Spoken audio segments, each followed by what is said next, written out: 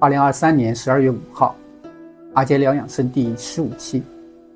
今天呢，我们来分享一个小妙招，缓解咳嗽痰多。立冬过后，天气越来越冷了，尤其是最近感冒咳嗽的人特别多，尤其呢是小朋友。听说医院都排队挂不上号。那么面对咳嗽痰多，其实是有一个我们身体自带的一个开关。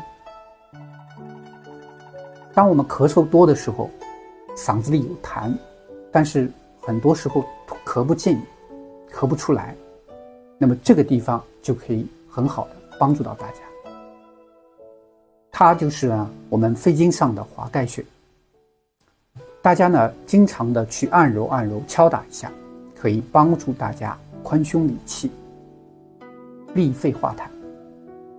那么下面呢，我给大家演示一下具体的操作方法。我们先找到嗓子眼的这个位置，这个地方呢是任脉的天突，然后往天突下方3根手指处，我们可以先用拇指从上往下去按一按，看看哪个位置是有特殊的感觉的，比方说特别疼、特别胀、特别酸，这个地方就是正确的位置。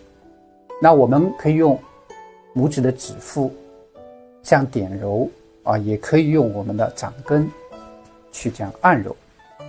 那按揉的时间呢，大概5到10分钟。这个动作可以很好的来抵御外面的这个风寒、粉尘的侵害，起到理气化痰的效果。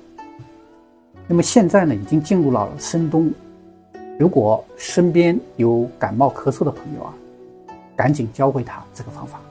点赞收藏，感谢你的关注。